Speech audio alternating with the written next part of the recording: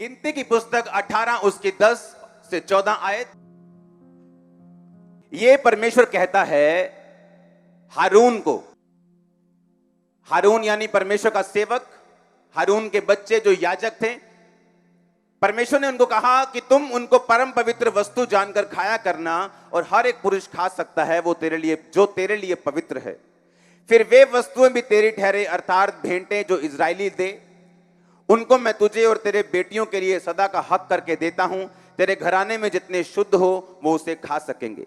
फिर उत्तम से उत्तम ताजा तेल, उत्तम से उत्तम नया दाख मधु, और उत्तम से उत्तम गेहूं, और उत्तम से उत्तम पहली उपज जो वो यहोवा को दे, मैं तुझको देता हूं। आमीन। किसको कहा परमेश्वर ने? हारून को। हारून कौन था? हारून था परमेश्वर का महायाजक, जो लोगों के पापों के लिए बलियों को चढ़ाता था। उसके बेटे थे याजक, जो लोगों के पापों के लिए लोगों से बलियां लेते थे और चढ़ाते थे, और जो उनके खून के बदले जो बैल और बकरों का बहाया जाता था, लोगों के गुनाह माफ होते थे। ऐसा पुराने नियम में होता था। समझ आई कि नहीं? परमेश्वर ने कहा जो सेवा करने वाले लोग हैं, तुम जो हारून हो, तुम जो तुम्हारे बेटे हैं, मैं तुमको उत्तम से उत्तम चीजों को दूंगा, क्योंकि तुम लोग मेरी सेवा करने वाले लोग हो। क्योंकि जो लेवी लोग थे, जो लेवी गोत्र था, इजराइल के 12 गोत्रों में से एक लेवी गोत्र था, उसको जमीन लेने का अधिकार नहीं था, उनको काम करने का अधिकार नहीं था। बाकी गोत्रों के लोग अपनी कमाई के 10वें हिस्से को लाते थे और लेवियों को देते थे, और लेवी हारून को देते थे, उसके बच्चों को देते थे। और जो भेंटें होती थी उत्तम से उत्तम, वो हारून और उसके बच्चों की होती थी। इतना समझ आया कि नहीं? अब मैं इसको जोड़ना चाहता हूं जो मैंने आपको पहले सुनाया है।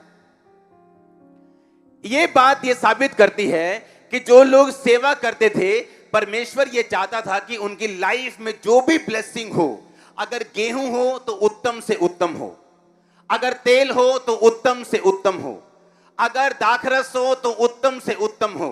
यानी परमेश्वर यह कहता था कि जो लोग मेरी सेवा करेंगे, उनकी लाइफ में जो वस्तुएं होंगी वो उत्तम से भी उत्तम होंगी। आमीन।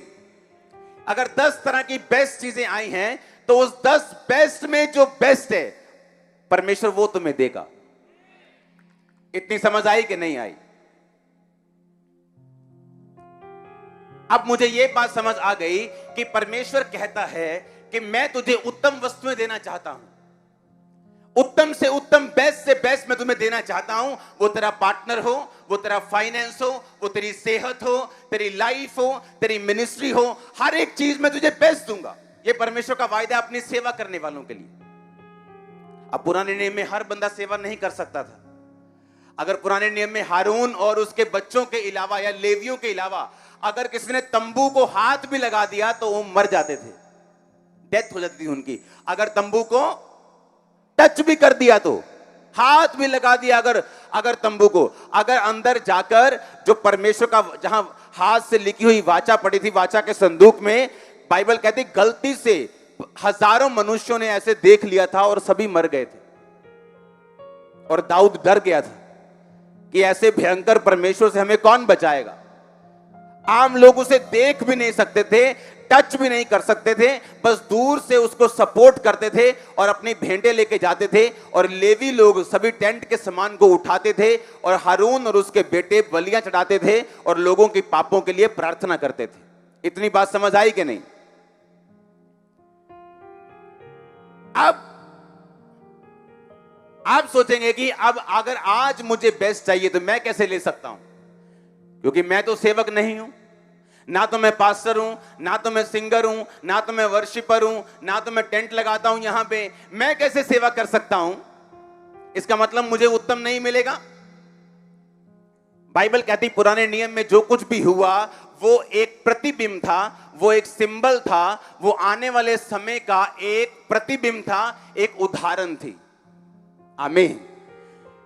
यीशु मसीह के मरने के बाद, जी उठने के बाद, जब वो स्वर्ग चले गए 41 दिन के बाद, उसके बाद जब यूहन्ना जो चेला था, परमेश्वर ने उसको प्रकाशित वाक्य दिया, अपना दर्शन दिया। उस दर्शन में प्रकाशित वाक्य 1 उसकी 6 आयत में क्या लिखा? यूहन्ना कहता उसने हमें एक राजा और अपने पिता परमेश्वर के लिए एक याजक बना दिया, उसकी महिमा और पराक्रम युगानुयुग रहे। पहले क्या होता था, आप लोग जाते थे, आपने कोई गुनाह कर दिया, आप बकरा लेके जाते थे, याजक के बेटे को बोलते थे कि मुझसे गुनाह हो गया है, मैं उसकी माफी मांगता हूं, ये बकरा है, और वो बकरा वेदी पे चढ़ाता था, उसके ब्लड को ऐसे फेंकता था और पाप माफ होता था। लेकिन नया नियम में कहता है परमेश्वर कि ऐसा अन्न होना है कि बैलों और बकरों का लहू तुम्हें गुनाहों से आजाद करे। अगर तुम बैलों और बकरों के लहू से आजाद होते तो बार बार तुम उसको क्यों चढ़ाते? इसीलिए वो इसलिए होता था कि तुम्हें इंतजार रहे कि कब परमेश्वर का एक लौता बेटा अपने लहू को बहाएगा और मुझे सदा के लिए पापों से आजाद करके परमेश्वर से मिलाएगा। आमीन। जब आदम और हवा ने पाप किया तो बाइबल कहती परमेश्वर ने चमड़े के अंग रखे, उनको पहना दिए, क्योंकि वो नंगे थे और पत्तों से अपने आप को लपेटा हुआ था। वो चमड़े के अंग रखे कहां से आए? क्योंकि भेड़ कुर्बान हुई, और वो भेड़ कौन था? वो प्रभु यीशु मसीह था। यहोवा परमेश्वर ने पहले ही भविष्यवाणी कर दी थी कि परमेश्वर यीशु मसीह आएंगे और वो कुर्बान होंगे और तुम्हारे पाप सदा के लिए मिटाए जाएंगे और तुम मेरे लिए याजक और तुम मेरे लिए सेवक ठहरोगे। मेरी बात समझ आई कि नहीं? अब क्यों हुआ यीशु मसीह का कुर्बानी क्यों हुई? ताकि हम याजकों के पास फिर से बैलों और बकरों को ना लेके जाए। अब हमारा एक ही महायाजक हो जिसका नाम है प्रभु यीशु मसीह, और हम सब याजक हैं परमेश्वर के इस धरती के ऊपर। अब आपको याजकों के पास बैलों और बकरों को ले जाने की जरूरत नहीं। बाइबल कहती प्रभु यीशु मसीह कुर्बान होकर स्वर्ग चले गए। आज हारून की जगह प्रभु यीशु मसीह है, उसके बेटों की जगह आप लोग हैं और मैं हूं।